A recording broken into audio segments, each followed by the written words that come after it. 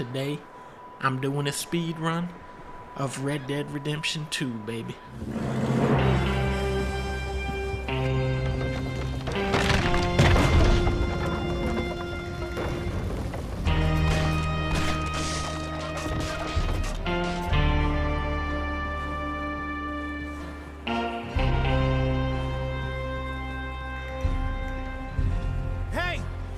Somebody's coming! Now, I always like to start this speedrun off by warming my Arthur up by the fire next to Hosea and reminiscing on the entire Red Dead Redemption series. In the original Red Dead Revolver for PS2, you play as a cowboy named Red,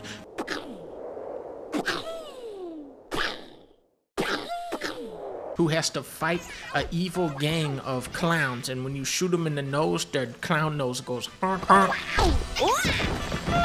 6 years later, we get Red Dead Redemption, a cutting-edge open-world game with some of the strongest acting and writing we had ever seen in a video game to that point. In that game, the word redemption is used sarcastically, as if John Marston can wash away his sins by killing more and more people. The moral of Red Dead Redemption is that you can trust a literal snake oil salesman and a schizophrenic grave robber more than the United States government. It's a very clever game, but a very cynical and political one that gets more depressing the more you think about it. Now, Red Dead 2? Whoo! It's okay. You're safe now. When you know who this character is, this part is so crazy. To see her crying in front of everybody. Sadie, the characters in this are so good, man. How long you been with us now? 5, 6 months? Something like that. Dang, Charles was only with the gang for 6 months, turns out to be one of Arthur's greatest allies. What are you gonna say about that, Dutch? Dutch is different. He treats me fair. Dutch saved me. Saved most of us. That's why we need to stick by him through this. He always sees us right. One of the greatest mysteries of Red Dead 2 is, was Dutch ever this great man that they talk about, or was he always just a master con man? I got a saying, my friend. Fuck you! Who gets themselves eaten by wolves? Rip Van Winkle. When they bringing this bad boy over to Switch? I think the best way to approach this game is to really take your time in between missions. Go out and explore, talk to the characters in your camp. Try to stop Dutch getting all of you killed, because I'm about beginning to think he's finally lost his mind. And do what? If we stop doing this? I don't know. I love these little hidden cutscenes that play out in the camp. I played this game, 4 or 5 times now. I'm still finding new ones that I didn't even know were in the game. Guess I was hoping to see a corpse. Bide your time. You'll see plenty of them. I know for a fact that every dude I'm looking at right now is gonna get shot in the head and die. But when this music comes on and Dutch starts hyping them up, I'm like, but wait a minute. Maybe this save file is different. Tahiti.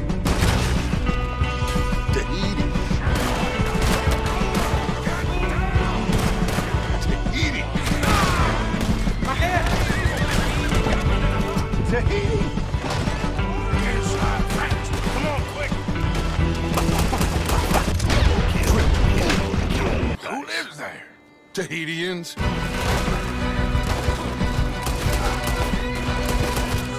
Tahiti! Fiji! Home? I think so. Yeah, that's him. The horse? When did this game come out? 2018? When are we going back to this type of graphics? Arthur, you're in that one. Bring Hosea. I know you two like to talk about the good old days and what's gone wrong with old Dutch. No, we don't do that, man. We don't do that. And how low do you think Dutch is really going to lie? We kept telling him that ferry job didn't feel right. Oh, he lost his mind years ago. We should shoot him in the back of the head first chance we get. We have survived. For now. Dutch is like an evil Santa. You can't help but love him. The whole reason they're stuck in this blizzard is because Dutch and Micah's plan was dumb as hell. But we don't see that in the game. We just see people complaining and whining. I would never doubt you, Dutch. You sure about this, Dutch? So naturally, we side with Dutch because he's so optimistic. He goes, no, we can still beat this game, fellas. And then we going to Tahiti. Would you just look around you? This world has its consolations.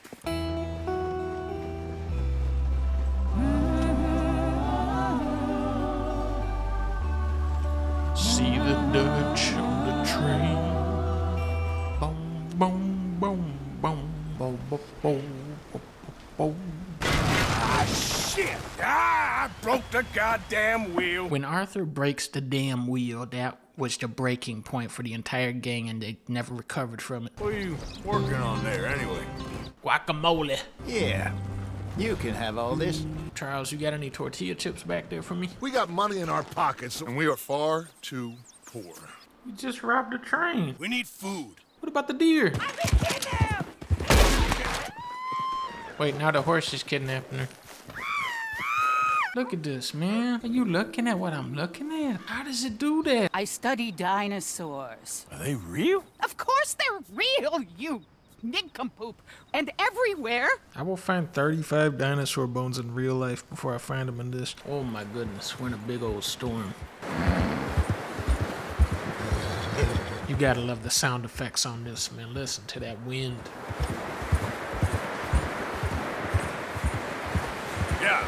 Something where Red Dead 1 is still really impressive is just the variety of vegetation. It's a more subtle thing than a lot of games would spend time on, you know, just to do different plants and trees and have all different, you know, some trees are like bent up, some trees have no branches. The tree is like doing this. Ripped it out the ground type of tree. Out in the distance type tree. Burnt up in a fire type of tree. Bending off to the side type of tree. 3D model sticking out the ground type of tree. Dream catcher type of tree. Trunk all covered in leaves type of tree. Bottle type of tree. Only one branch left going left by a grave type of tree. Big old gungo wungo type of tree. Gazebo type of tree. If a tree falls in the forest, does it make a sound? Yes, it does type tree. Now walk away. He's walking towards me. You're going down. Now walk away, man. What is he doing? What is this guy?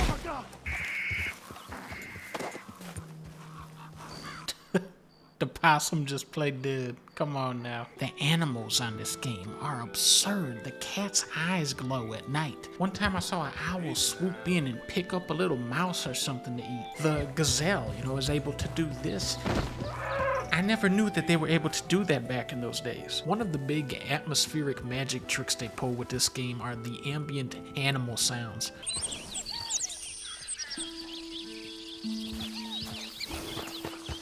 It sounds like there's 20 birds in these trees, and I don't even think the birds in this game can land in trees. But because there's so many animals in this game, your brain just buys into the illusion. But then when animals are present, their sound effects just seamlessly weave into the soundscape. It's like, oh, those turkeys actually are there. Yep.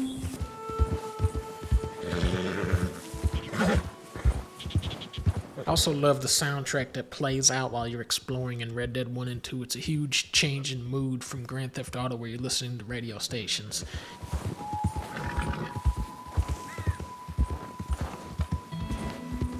The songs just kind of mysteriously fade in and out as you play, and it makes for a much more tranquil game that just wants you to take your time and really live in this world.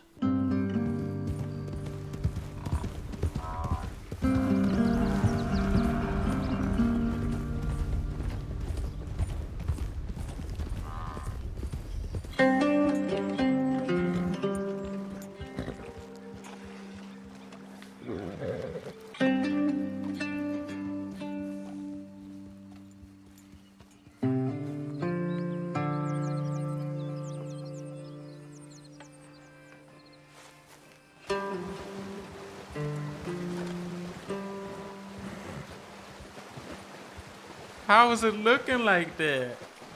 Come on! Wait! Go away! Jesus. You always gotta go get your hat. That's very important to know about this game. Give a fella a nickel. No microtransactions. What people forget about is the slickness of this game. Look at this. Look at how Hosea looks at me when I come out here.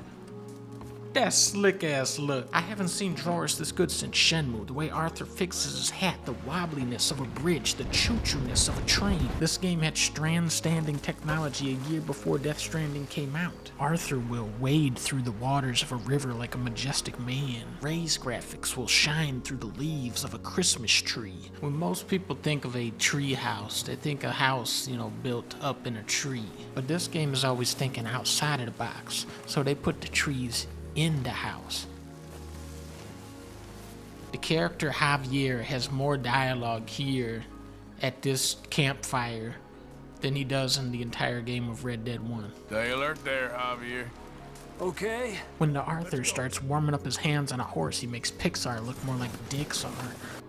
Lighting it off his shoe, that's slick for that. If you pay close enough attention to the phases of the moon, it'll actually tell you when Grand Theft Auto 6 is coming out. Sometimes alligators will kill you using the powers of the Sith Lord Darth Vader because this game is getting buggier every year that it's out. If Arthur is fighting somebody by a pole, he'll go, hey, this is the wrong hat. Ooh, that was a close one. Sometimes the enemies in Red Dead 1 are so far away from you, it doesn't even register when you shoot them. So Red Dead 2 brings in this slow-mo cam. He is dead. And the physics. that's really what this is all about. And Morning to you. Morning, friend. Brain blast.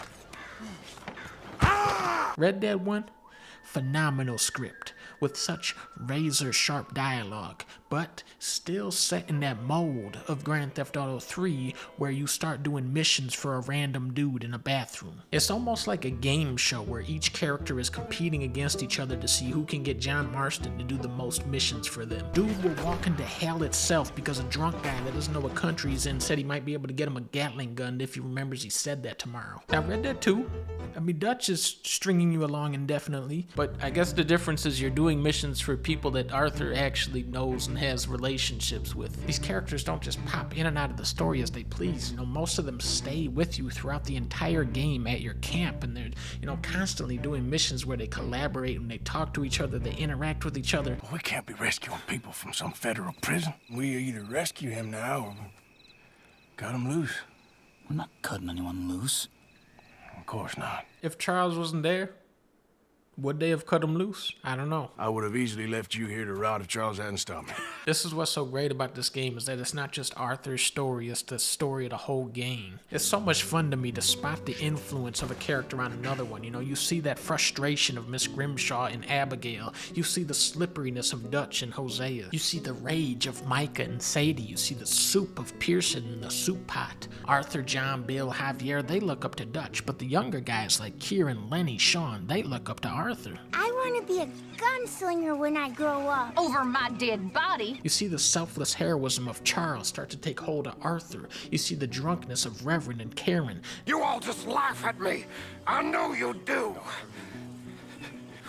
Okay, I'll catch you later then. Listen, Charles. You're about the best man I know. Hey! You're about the best man I know. You're about the best man. He must be a wise man, your mentor. I ate a rotten oyster. Well, sometimes he's a downright fool, but, well, usually he's the best man I know. The story that we see in Red Dead 2 is the fall and dissolution of Dutch's gang, but there's another story that we only hear from its characters, and that's the rise of Dutch, the glory days, and it's a story that everybody tells a little bit differently.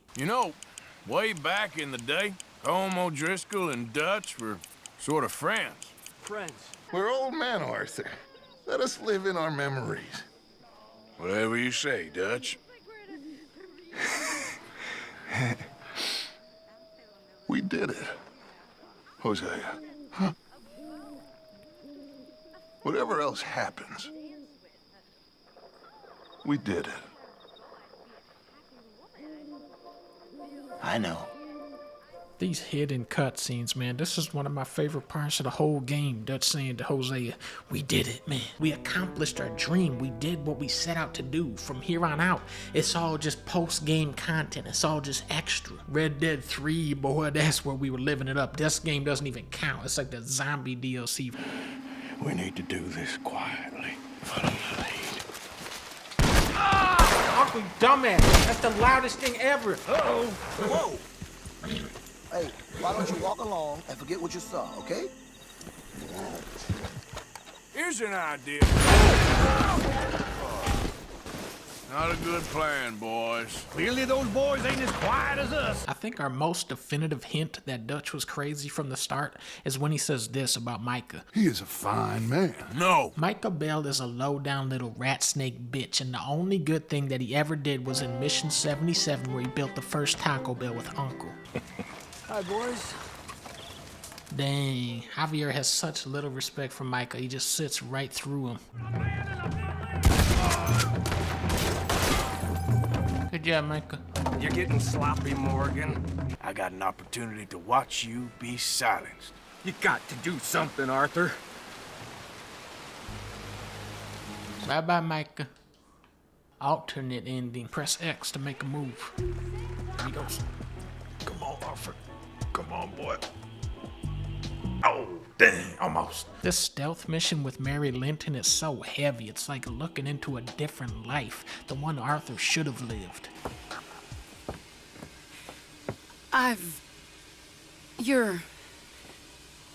Oh, you'll never change. I know that. Damn. You look more hurt there than when I crashed a horse into the tree. These actors, man, they'll just sneak up on you and whack you with that emotion, man. Oh my goodness. Let's go, boy. I had fun with you today. I was gonna say you're like a son to me. But you're more than that. Dude, that's how he gets you. That's how he gets you. Wait a minute. Nope, I take back every good thing I said about this game. How are you doing? How you think I'm doing? All right, there's Sadie.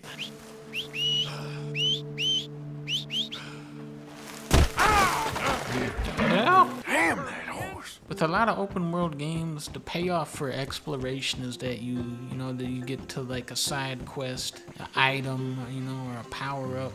But in Red Dead 2, you usually find nothing. The reward is just you get to see the open world of Red Dead 2. But it is like a very consistent reward of this game. Rockstar took that Shark Pass money and just threw it on screen for us to look at. The lighting is so dynamic, it just drapes so beautifully over the grass and foliage. Every spot you walk to on this map, every angle you look at it from just looks impossibly beautiful. Our fight will live on. Game, I'm trying to make you look good, man. Stop doing this in front of everybody. You don't see a ton of John Marston in the early chapters, but you learn what the gang thinks of John. Arthur and Bill are both envious of him. They act like he's, Dutch's golden boy. And John doesn't seem to care at all. He's like, okay, cool, I'm the golden boy of some ragtag-ass gang past its prime on their way to the graveyard. You're his favorite. Favorite? People care about that?